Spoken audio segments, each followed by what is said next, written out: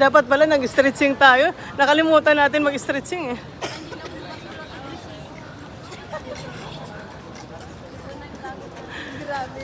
Grabe naman. Hanggang kailan kaya natin to gagawin? Sabihin na naman ni Ate P, isang beses lang. 2 beses. Pag maluma na ulit yung sapatos. Pag maluma na ulit sapatos, hinto na naman. Yaman yung mga binili niyo pang jogging. Wala eh.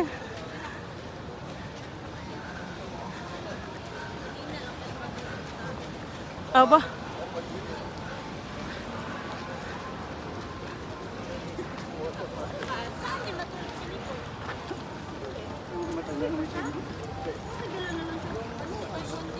Sipag ah. Ay, ako nga nagtanong sa inyo. Nagkasaan dyan. Di ba ikaw nagsabi binangunan uuwi? Nag-jogging pa dito? Sabi mo binangunan.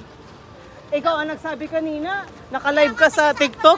May kasama kami dito. Uwi pa ng binangunan. Nag-jogging dito sa ano? Vito Cruz. Ang lugar niya. Pataka naman ka.